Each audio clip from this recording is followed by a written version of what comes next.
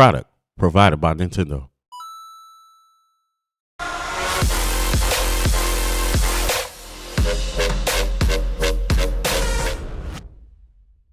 Hey, what's going on, everybody? And this is the Video Game Votary here with a brand new episode of VOTARY'S Viewpoint, where we take a look at new games added to the library and give you guys a quick overview of the game.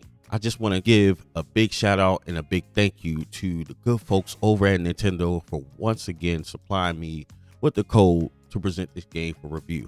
Thank you so very much. Today's game is going to be Pico Part 2. Pico Part 2 is a 2D action puzzle game where working together is key. We're now back with more levels than in the last game.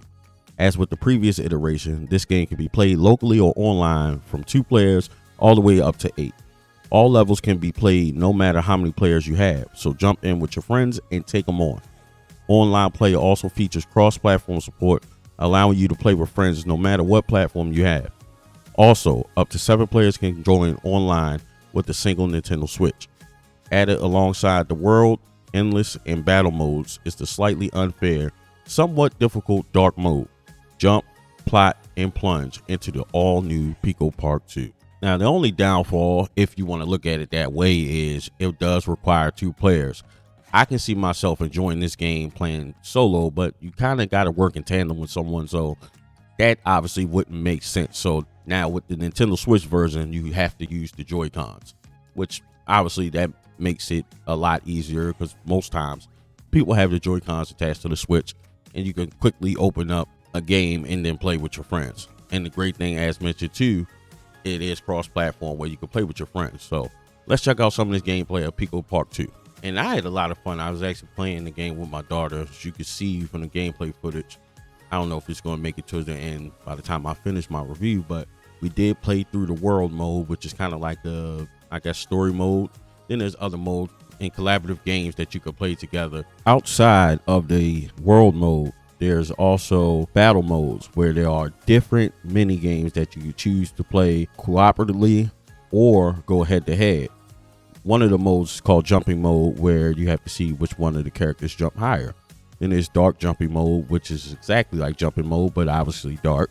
Then there's a punching battle. Your characters put on boxing gloves and you pretty much got to knock them off of the platform, kind of like a joust style game. Then there's a quick battle where you have to be the first one to depress one of the buttons wherever it is on the stage, kind of like race to speed. That's why it's called quick battle, obviously. Plane battle, where your characters are on a plane and the screen is side scrolling. It's going from left to right and you can't always see where the stage is going, and you kind of got to be the one to make it the furthest through the map. Then there's the air jump battle, where you have to jump the highest off of little springboards that are all over the stage. You win the game by jumping higher than your competitor. Then there's also the key battle, where you want to be the first to get the key.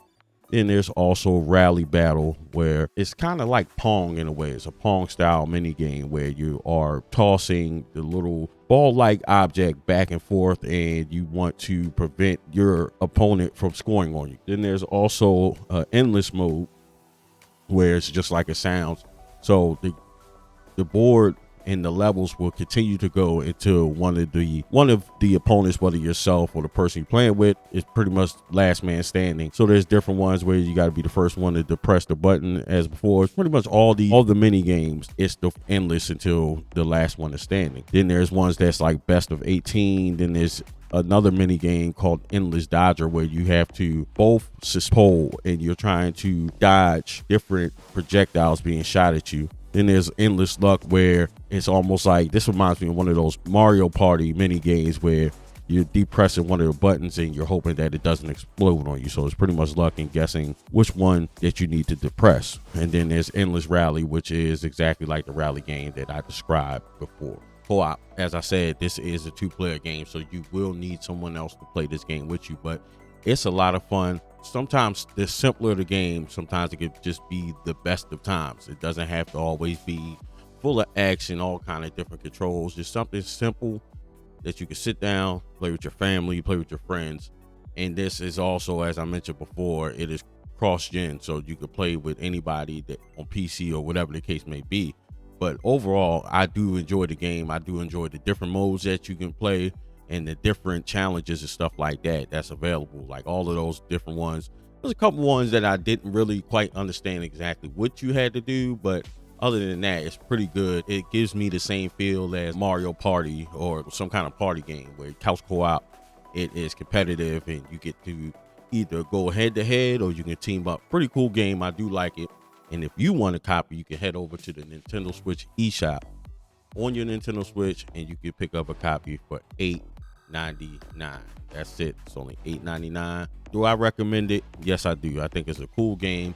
I do like to sometimes play games where I'm just relaxing. I don't have to think too much, and it's more so fun than it is trying to think. Obviously, game is fun, but it's a little bit better when you get to play something, sit back and relax and not put too much feeling into it. And plus, it's very budget friendly at $8.99. So I always try to recommend some of these indie titles just to give people a different feel and expand on their palette as far as gaming is concerned. They give some of these indie developers a chance and kind of support them because they do work hard to try to entertain us and bring us new content. And also, guys, every Sunday at 12 noon Eastern Standard Time, we have the upcoming retro podcast where myself and my other co-host BlakRanger, AK Games, and Rec Wizard bring you some interesting topics, everything that's going on in the gaming world, from hot topics, hot takes, and everything in between, different reviews, and just giving all four of our different perspectives.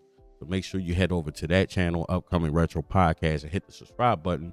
I'm currently working on getting the podcast episodes uploaded. If you're not able to catch us live, you can find them there and also on your favorite podcast platform. But if you're a fan of this style of videos and you're a fan of Nintendo, please hit the like button, hit the subscribe button, turn the bell on notifications so that you don't miss a single episode, and stay tuned for more episodes of Votary Viewpoint.